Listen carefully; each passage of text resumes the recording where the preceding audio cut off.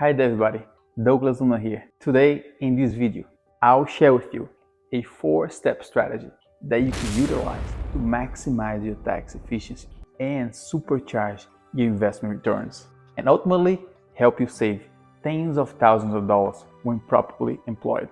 Now, taxes alone shouldn't drive your investment decisions. But mark my words, Your tax strategy can have a huge impact on the lifetime accumulation of your wealth. According to a Morgan Stanley report, an improvement of only 0.5% per year in after-tax returns resulted in a difference of 50% in final wealth after 30 years of retirement income distributions. That's freaking huge if you ask me. Now, you should not consider this information as legal, tax, investment, or financial advice. And please remember that taxes are a complex issue, so be sure to consult with your accountant or tax advisor before making any investment decisions based on taxes. So let's get unlocked. First and foremost, you need to take advantage of tax-efficient accounts. This is very important and is probably where you can save the most, because choosing the right accounts to save and invest in can result in considerable long-term tax savings and more money in your pocket, both now and in the future. We are talking tens of thousands of dollars, and now I'll show you how. But what are these accounts in question, and how do you choose the accounts that are best for you? In a nutshell, you can use tax advantage accounts for retirement savings, education expenses, and savings for healthcare expenses. And tax advantage accounts can come in two forms: pre-tax accounts, or as we call them, tax-deferred investment accounts, where you can defer your tax payments. In other words, postpone your tax payments on contributed amounts until a later date. And you also have a second option, which is your after-tax investment accounts, which are the ones that you fund them with the money that you've already paid taxes on it. So then you don't have to pay taxes later on your investment earnings. Let's begin with tax advantage accounts for retirement savings.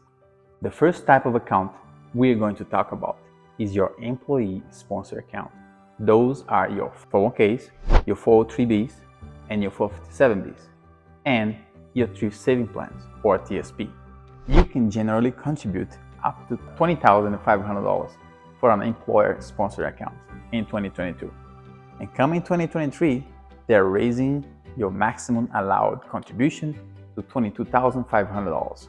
My first tip for this type of account is to find out if your employer matches your contribution. Find out if you are eligible and take advantage of it. That should be your first option, because you're basically getting an immediately return on your money from the start when your employee matches your contribution.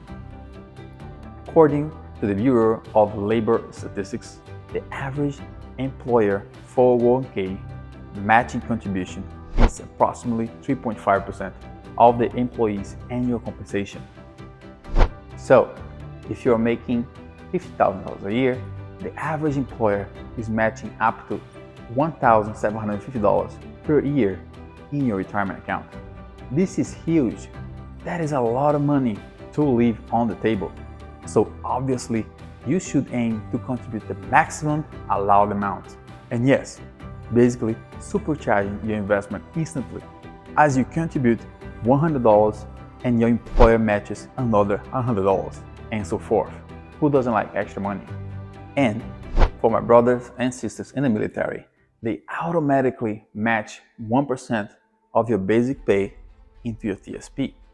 And if you opt in for the blended retirement system, aka BRS, as I did once upon a time, as opposed to the legacy system, if you contributed at least 5% of your basic pay, they will match up to 5% for you. So if you are in the BRS system, make sure to contribute the maximum allowed amount and take the extra money. I know firsthand that you deserve every penny. In addition to the 401k types mentioned above, you also have the option to contribute to an individual retirement account or an IRA. And when it comes to IRAs, you have two options to consider. You can consider a traditional IRA, which is your pre-tax option, or a tax-deferred investment account where your contribution is tax deductible, meaning you do not pay taxes on it now. And so you can reduce your current federal taxable income while your account grows tax-free. But your withdrawals are taxed at your tax rate at the time of your retirement. Or you can choose a Roth IRA, which is an after-tax investment account, where the money you contribute in the current year is not tax deductible because you already pay taxes on it.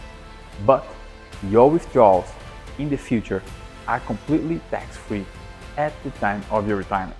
You can contribute up to $6,000 for those types of plans in 2022, and they're raising the limit to $6,500 beginning in 2023. Since they are retirement accounts, you can begin to take distributions of IRAs at the age of 59.5. You can make contributions to both a 401k and an IRA during the same year. But if your salary is too high, you may not be able to take advantage of the traditional IRA tax advantage. Please consult with your tax expert. Now that we talked about retirement accounts, let's talk about the other tax advantage accounts for education expense savings and healthcare expenses that can help you save even more. If you're a parent and want to set aside some money for education expenses and save on taxes at the same time, why not get a tax deduction out of it? A 529 plan can boost your savings and trim your tax bill. It allows you to put away some pre-tax income and withdraw tax-free when it's time to pay for education expenses such as college or private school tuition. Contributions to a 529 plan are considered gifts for tax purposes. In the current year of 2022, gifts totaling up to $6,000 per individual can qualify for the annual gift tax exclusion. And here's another secret. If you are expecting a huge tax bill this year, you can elect to treat the contribution as made over a 5 calendar year period for gift purposes. This allows utilizing as much as $80,000 in annual exclusion to shelter a larger contribution. And it doesn't even have to be your own child. You contribute to your kids, grandkids, your nephews, your godchild, family, friends, it doesn't matter. In my opinion, people should start a new trend, a gift for college savings trend, since the gift of education for a child is a much better gift than the usual birthday, holidays, and baby shower types of gift. And most states allow anyone who contributes to a 529 plan to claim the state income tax deduction or credit. But please consult with your tax professional or financial advisor to confirm these numbers. And remember, contribution cannot exceed the amount necessary to provide for the qualified education expenses of the beneficiary. And last but not least, the third type of tax advantage account that we will talk about is the healthcare category. The one we will highlight in this video is the Health Savings Account, or HSA. This type of account works the same way as the others mentioned before, and you can lower your tax bill by growing your savings. Since this is a pre-tax type of account, your contribution is tax deductible, and you can withdraw from that account tax-free when the money is used for qualified medical expenses. Now that I went over the several types of tax-efficient accounts you can take advantage of to lower your tax bill and boost your returns, I will talk about my second step, which is to diversify your account types and match them to the right investment. And here is where things start to get a lot more interesting. You can mix and match your contributions by using a variety of investment account types to help minimize your taxes now and in the future. Now, listen to this. Personally, I'm a big fan of the Roth IRA plans. I love the idea of not having to pay taxes on my investment when I'm retired. Therefore, most of my retirement money goes to my Roth plan. But that is not set in stone, and I'm always paying attention to our yearly income and our tax bracket. And sometimes we may contribute to our traditional IRA instead. And here is why. Before you file taxes, make sure to pay special attention to your tax bracket and your marginal rates for the current year. As you see here, and that's just an example. Let's say you are a married couple filing jointly. They report income over $85,000 this current year. That will put you on a marginal tax rate of 22% in 2022 rates. Now, that's a good chunk of money. Now listen closely. If you were to max out your contribution of $6,000 each for you and your spouse, and put on your maximum contribution into a traditional IRA this year, since your contribution is tax deductible, the money deposited on your traditional IRA will reduce your adjusted gross income for the current year. So, when it's time to report your income, your adjusted gross income would be $73,000 as opposed to $85,000. Now, $73,000 is below the $83,550 threshold. That would bring you into the 12% rate tax bracket. Now, that's a big saving of nearly $10,000 from the get-go. So it is important to pay attention to your tax brackets and see which plans make more sense to you at that time. And please know that the IRS changes the marginal rates every year. I'll leave a link for the 2022 and 2023 IRS marginal rates in the description below. And check that out. If you are one of the lucky ones that can take tax deductions in retirement, you need taxable income in order to take advantage of them. Withdrawals from the traditional IRA or pre-tax 401k count as taxable income. That way, you can withdraw only enough from your traditional IRA to offset your eligible deductions and then take the rest from your Roth accounts. Capiche? Since qualified distributions from Roth accounts are federally tax-free and may be state tax-free as well.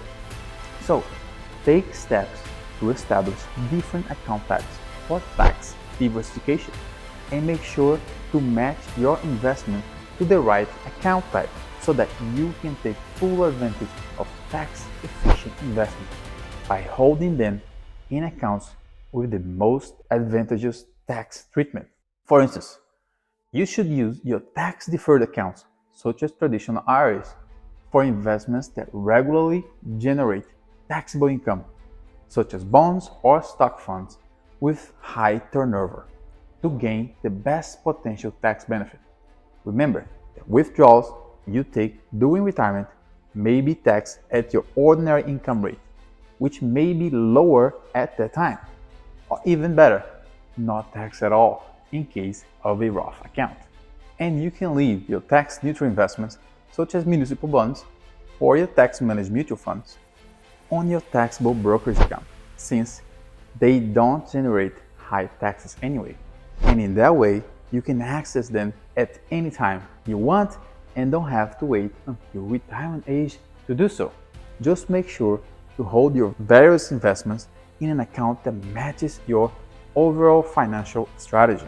Now that I talked about the type of tax advantage accounts and how you can mix and match them, I will talk about my third step, which is to hold investments longer to avoid unnecessary capital gains. It is crucial that you understand the following.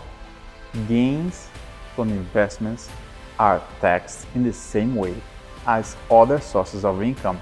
Uncle Sam still wants his cut.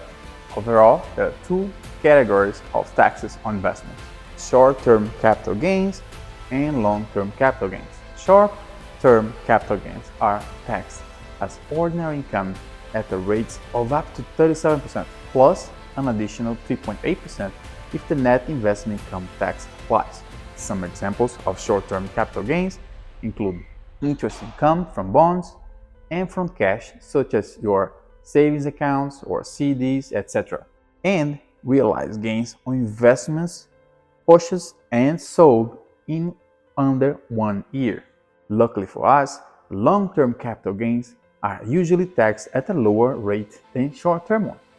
Some examples include qualified dividend income and realized gains on investments that were held for over 1 year. And that is key.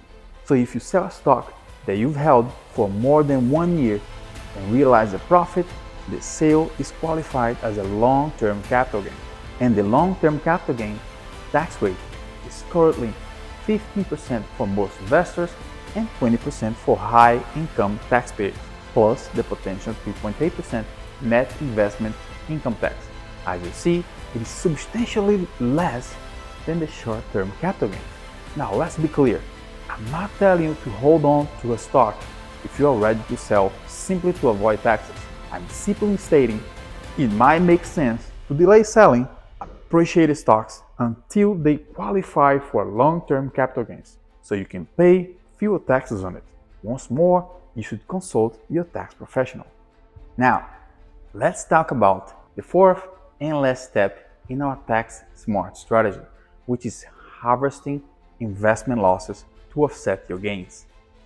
Not every investment you make will be a winner. Fortunately, the tax code allows investors to use their losses to lower their tax liabilities. Tax loss harvesting is a technique used by investors to reduce their tax paid to the federal government by deliberately selling an investment at a loss. It is an investor's way to turn lemons into lemonades. The tax code allows you to offset up to $3,000 of federal taxable income each year. Additionally, losses greater than $3,000 can be carried over to future tax years. Bear in mind that if you buy an identical stock within 30 days before or after the sale, you will trigger a wash sale, and you may not be able to subtract that tax loss on your current year.